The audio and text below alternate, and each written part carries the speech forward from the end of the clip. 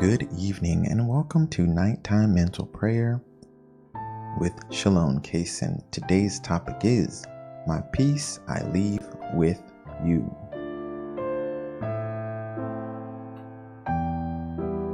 Before we begin, make sure you take a moment to hit the like button. Go ahead, do it right now. Thank you. And hit the share button. Share this video with someone you know they could benefit from it. Thank you so much for liking and sharing. We're going to begin with our enlightenment prayer in the name of the Father, and of the Son, and of the Holy Spirit. My God, I firmly believe that Thou art everywhere present and seest all things. Cleanse my heart from all vain, wicked, and distracting thoughts. Enlighten my understanding and inflame my will, that I may pray with reverence, attention, and devotion. Give me light to know my faults, and grant me grace to be truly sorry for my sins. Today's quote is from the Gospel of John, chapter 14, verse 27. Peace I leave with you, my peace I give unto you. Not as the world giveth, do I give unto you. Let not your heart be troubled, nor let it be afraid. And we're just going to reflect on this quote for a few moments.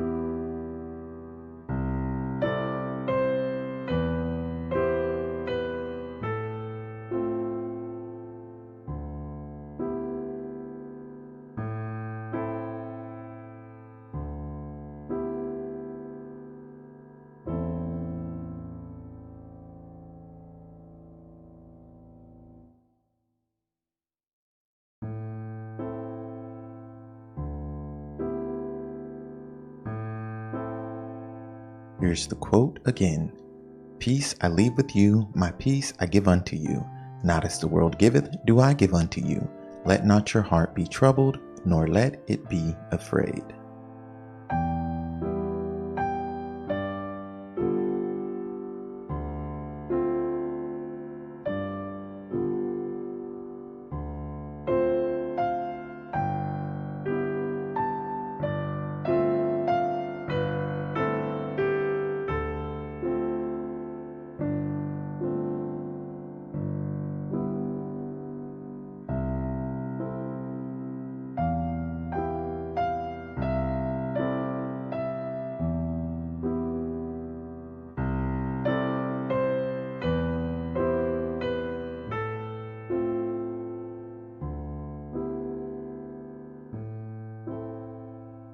All right, moving on to the reflection.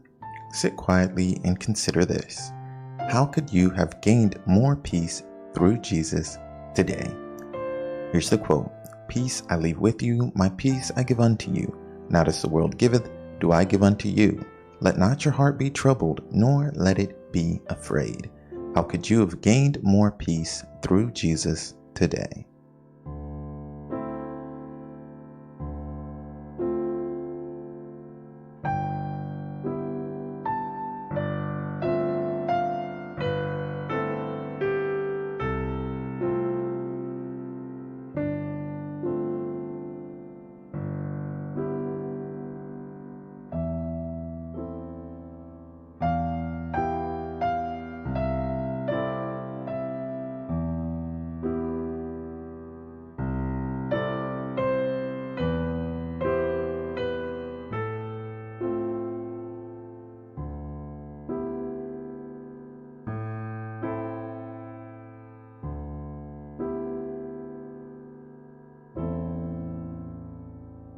All right, here's the reflection again.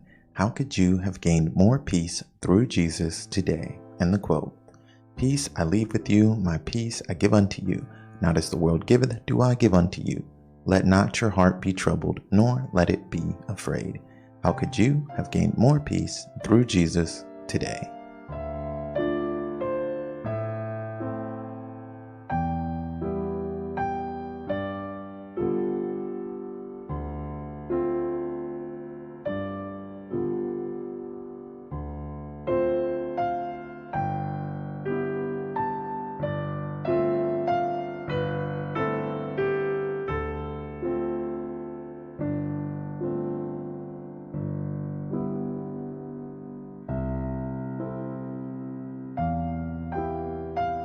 All right, moving on to our next reflection. How did you let your heart be troubled today? Here's the quote. Peace I leave with you, my peace I give unto you. Not as the world giveth, do I give unto you. Let not your heart be troubled, nor let it be afraid. How did you let your heart be troubled today?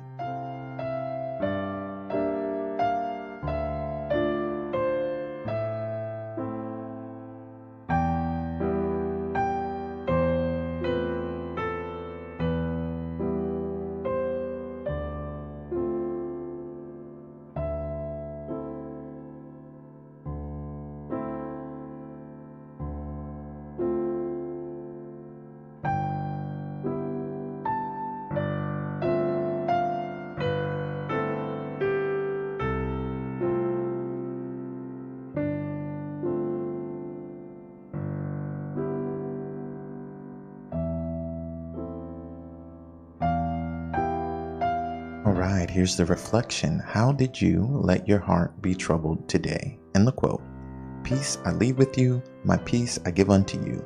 Not as the world giveth, do I give unto you. Let not your heart be troubled, nor let it be afraid. How did you let your heart be troubled today?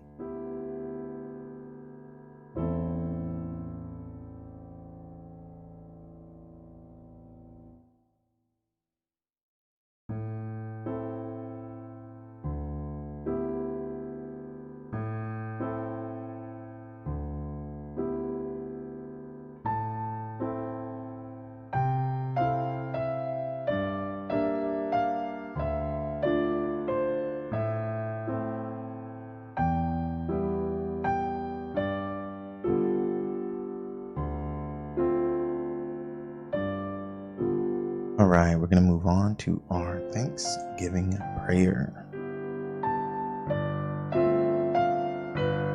Almighty and eternal God, I adore thee and I thank thee for all the benefits which thou in thy infinite goodness and mercy has conferred upon me.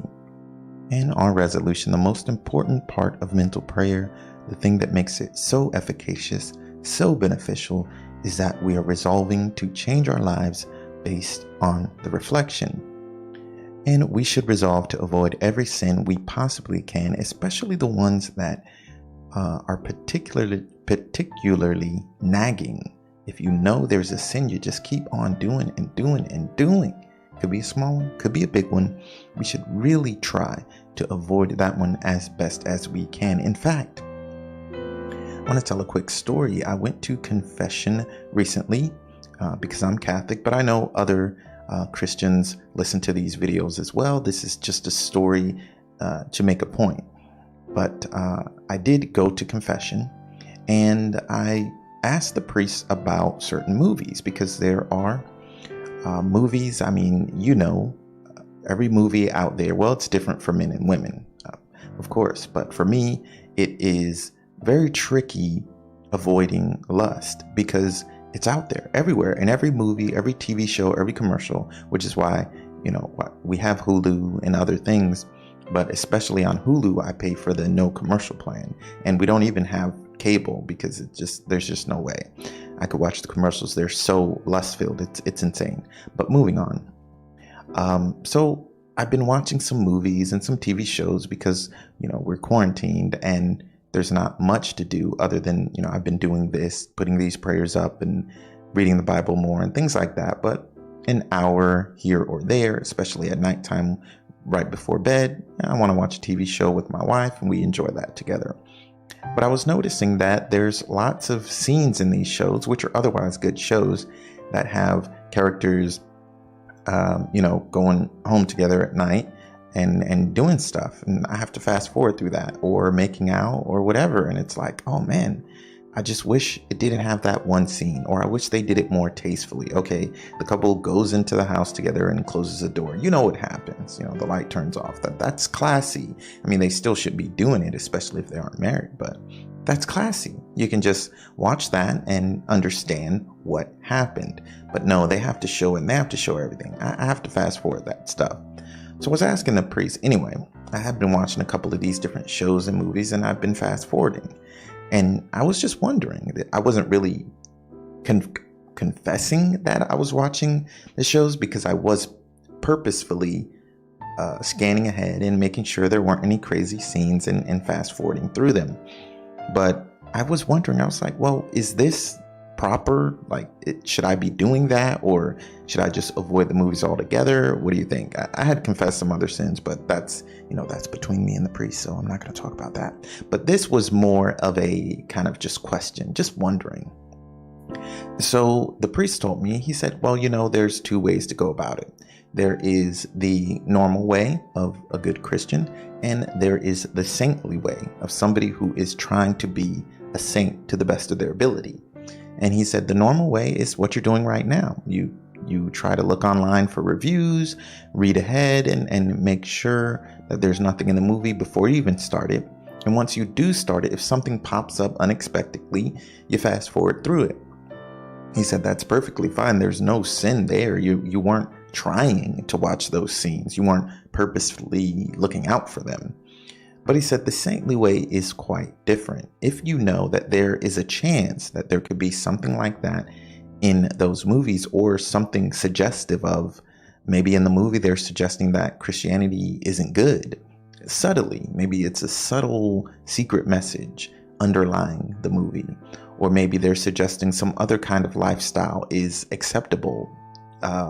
Like maybe they're suggesting that, being a criminal is okay, or doing certain drugs. I mean, that's big in a lot of movies. Maybe doing certain drugs is okay. Or being heavily medicated. There was a show that I was recently watching, which I actually thought was really good, but there were some questionable things. It's called Prodigal Son, I believe. Yes, it's on Hulu. There were a few questionable scenes. I really loved the show, but they had to have some sex scenes, and they had to have sometimes with it's like a detective show. Sometimes with the murder, they just showed a little bit too much of the, how the character looked after they had been killed. But especially they showed this particular character. One character was an alcoholic, and one of the characters was just addicted to like pain medication and sleep medication. So it's like, are they praising it, or are they saying it's really bad? Because no one came out and said, hey, that's really bad. You probably shouldn't do that. The character that was an alcoholic, nobody said, hey, you're drinking a bit too much. Relax with that. So it's like, I'm kind of going off the rails a little bit, but I thought this is an important topic to touch on. The saintly way is to just avoid that stuff altogether. And my priest gave me a really good example. He said, if you are someone who is struggling with lust, and this is more so for men than women. Women have different issues they have to deal with. As far as media, I'm not sure if it's even a thing. I don't know how that works. But ladies, if you didn't know, men are visual creatures. Like the eyes really activate lust for men more so than anything else. So he was saying a good example is somebody is trying to be a good Christian, and they struggle with lust. So they try to go to the beach at different times. They go early in the morning, or a little bit later at night, or they go way down to the, way down, not on the boardwalk area. They go way down to the part of the beach where nobody's really hanging out. So they won't see any scantily clad women in bikinis that hardly cover anything at all. So he said that's one way to do it. That's a good Christian way. You're trying to avoid sin. But he said there's the saintly way. In the same situation, that person who is looking to become a saint would say, I'm just not going to go to the beach. That is something that I'm going to sacrifice for the love of Jesus. And it is going to suck. It's not going to feel good. I love the beach. However, I know that I will be guaranteed to avoid that lust, because that is an optional activity. If you have to go to work, and if you're a guy and you have to go to work and there's women